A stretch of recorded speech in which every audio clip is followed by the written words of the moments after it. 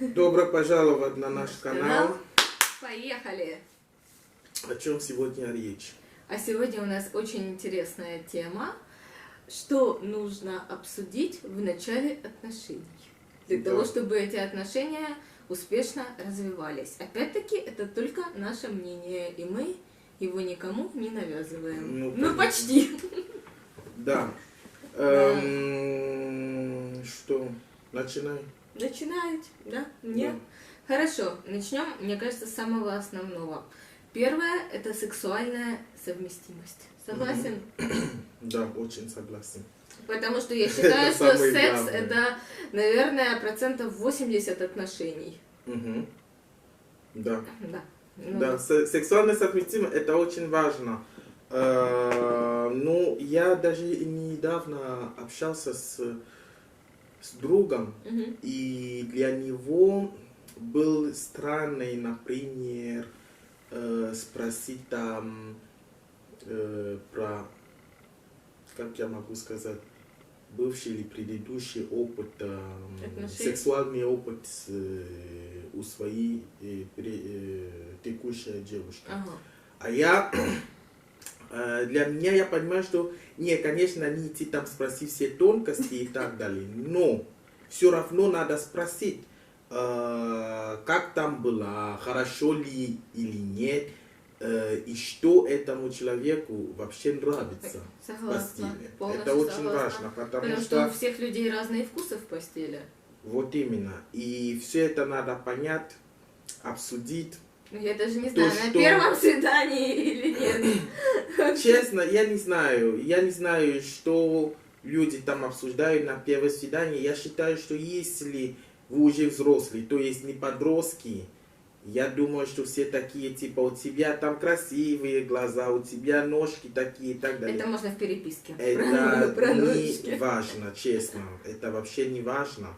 Надо задавать четкие вопросы. Надо задавать умные вопросы. Это еще, если вы видите будущее с этого человека. Да. Если это на один ночь или что-то там. Или это легкий, ни к чему не обязывающий курортный роман, то вам уже все равно. Вот. И да, надо все эти детали. И после того, как вы обсуждали все эти сексуальные потребности и так далее, теперь надо обсуждать то, что вы сможете, то, что вы не сможете, то, что вы позволите, и то, что вы не позволите. Да, то, что приемлемо, что неприемлемо, что вот входит в разряд табу и так далее. Вот. А если на этот пункт вы уже не можете договориться, то для меня, честно, для меня нету смысла продолжать. Может, попытка, но я даже не знаю, что сказать здесь. Честно. Я согласна. Плюс еще очень важный момент – это потребность в сексе, совместимость темперамента. Потому что если одному партнеру достаточно секса раз в неделю,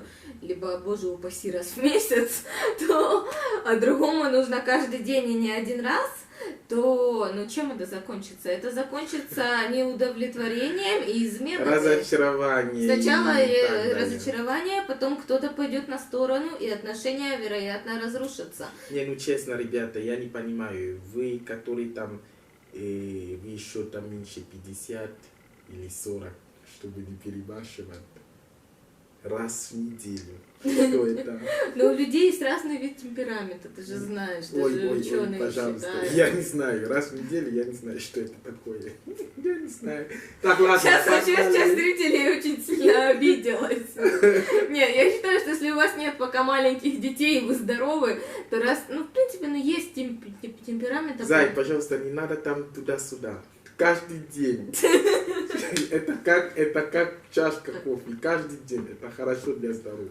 Когда детей будут, да, вы можете там, это когда он спит или что-то там, вот. Когда нету, пожалуйста, кайфуйте, потому что есть же время, в какой-то момент все эти гормоны, все это эйфория уже уходят, нету. Это не до 60 а теперь, что вы будете делать, смотреть в глаз. Так, вот, а тогда вы можете уже смотреть в глаз и типа, какие у тебя глаза, наконец-то я заметил твои красивые глаза, ой, у тебя такие. Ладно. Хорошо, нет, это очень важно. Подожди, еще по поводу этого пункта, мне кажется, в начале отношений нужно проговаривать вопрос беременности, потому что от любви бывают дети. Да. Но если беременность, случается ты думаешь, что, незапланированная беременность, случайно, ну, все мы живые люди. ты думаешь, что беременность на этот пункт лучше? Ну, мы взяли... Я вообще думаю, что потребности мы уже Ну, хорошо, закончили. сексуальная совместимость, Идем потребности. дальше. Давай плавно с темы секса перейдем на тему беременности. Поехали. То есть желательно обсудить, если это имеет важность, ну, это для большинства, мне кажется, людей имеет важность, что вы будете делать, если это случится? То есть приемлем ли для одной, для второй стороны аборт?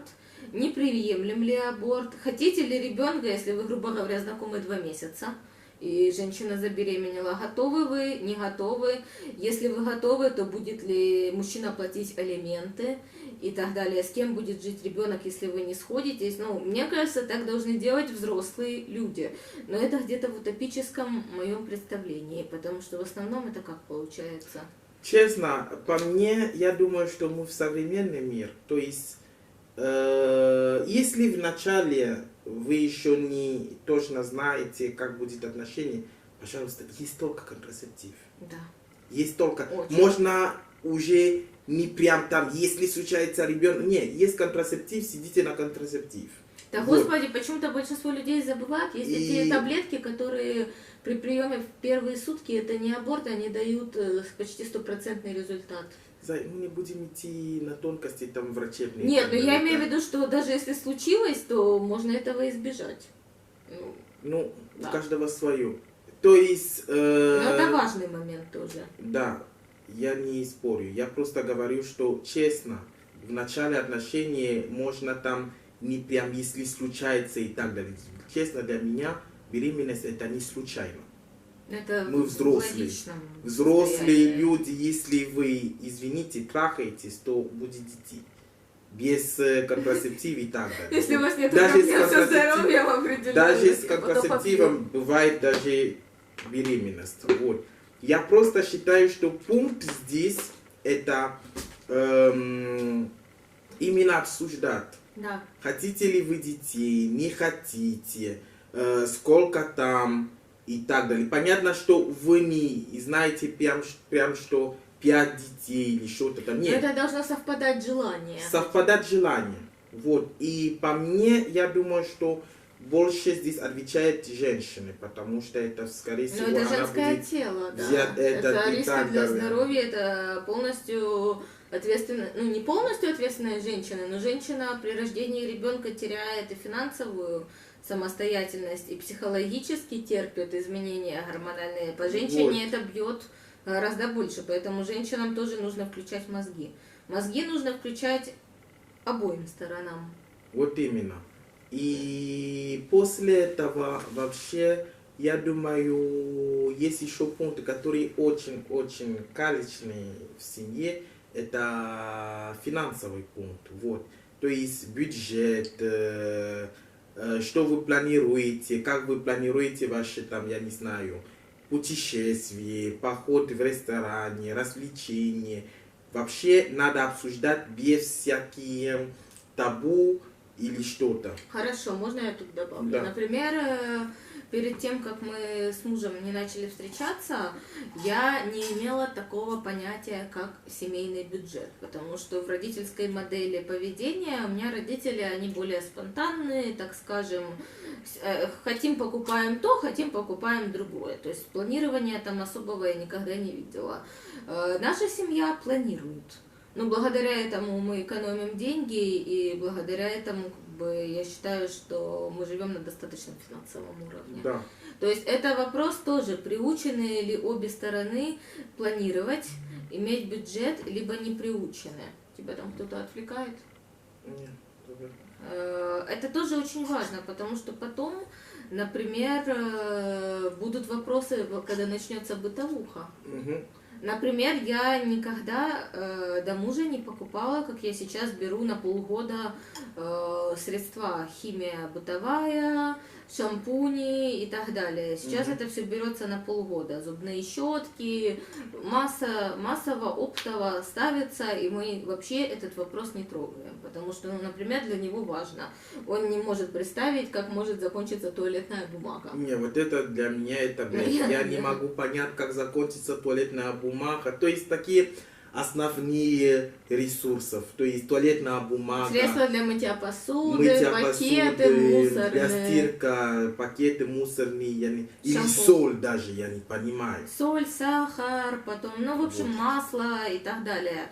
Он как бы так был приучен с детства. Я, в принципе, достаточно быстро этому обучилась, но тут это мое желание идти навстречу и на компромисс. То есть бытовые вопросы. Потом очень важный вопрос – это чистоплотность, потому что если оба партнера чистоплотные, это супер. Либо если оба партнера неряхи, это тоже супер. Потому что тогда их не напрягает, что все раскидано, пыль не вытиралась, и уже паук висит и смотрит, подмигивая глазом. В нашей семье у нас совпало. Ну, Да. как бы он врач, а у меня тоже пункт, я не терплю, когда раскиданы вещи, пыль. То есть для нас важно, чтобы дома было свежо, пахло, чисто и опрятно, аккуратно. Ну, понятно, что у тебя еще более продвинутый. Я на самом деле в плане чистоты я люблю чистоту. Да, бывает, что я не все поставлю на своем месте, но оно должно быть чистое. Я люблю чистоту и порядок, организованность. А ты любишь чистоту, порядок, организованность? и Ну, у так меня далее. дома, например, книги стояли по цветам, ты помнишь? Вот, Да. ну конечно. То есть Вот. у меня нету ОКР, я спрашивала, но вот это моя особенность характера. Я очень люблю организацию, потому что пока у меня не организовано, я не могу думать, я не могу сосредоточиться, и то есть никакое творчество, обучение, развитие. Мне нужно, чтобы у меня в пенале лежали тут ручки, там стопочка красиво моих тетрадок для обучения и так далее.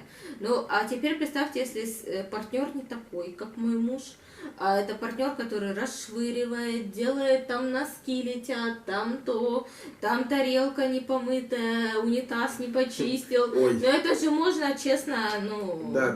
это можно просто сойти с ума. То есть люди должны для семейной жизни совпадать, и желательно это узнавать на ранних этапах отношений. Подходите вы в быту друг к другу по основным параметрам или не подходите? Да. И в нашем случае, например, я хочу говорить о теме пищи, еды. Еда. Вот, потому что вот она славянка, и я вот африканец с едой. Но мы на этом теме честно, не ссорились никогда. У нас всегда был типа, вот моя еда, вот твоя еда. Иногда бывает, что то, что ты ешь, я могу есть. Если я не могу есть, я не ем. И вот нету сильного разочарования, у тебя всегда будет такое понимание, что вот он не есть. Ну, вот это у меня. Вот. Это у меня. Но это тоже очень важно обсуждать такие темы, потому Но это что... больше межрасовые. Ну, я Да. это говорил, Да. что это наш случай. Это наш случай. Ну, например, сейчас я готовлю, да, в принципе, я всегда готовила для двоих, просто его еда, это другое мясо, я свинину не употребляю, поэтому у него там И свинина с острые. огромным количеством перца, я надеваю перчатки и начинаю крошить туда перец, специи, Вот. имбирь острый. То есть, В общем, да, как бы я готовлю на двоих, себе там, либо ему курица делю, половину курица мне маринуется, и ему острая, как бы, да, это тоже потому пищевые что, привычки. честно, я знаю, что для мужики еда и секс это очень важно. Поэтому Для женщин тоже это важно. вот. И для женщины, мне кажется, важно, это в принципе для любого партнера, что такой момент, финансовая жизнь в браке не хуже, чем это было в родительской семье. Ну, То есть, конечно. если я дома у своих родителей ела хорошо, то как бы я после красной рыбы, условно говоря, и мяса, каких-то фруктов каждый день не могу прийти в брак, где я буду есть мивину и Вот. гречку. Это Хотя очень гречку важно. я люблю, по гречке я скучаю, но я условно говорю. Так, какой пункт еще? М, Берем еще один пункт и закроем Ты видео. думаешь, что нам так хорошо пошло?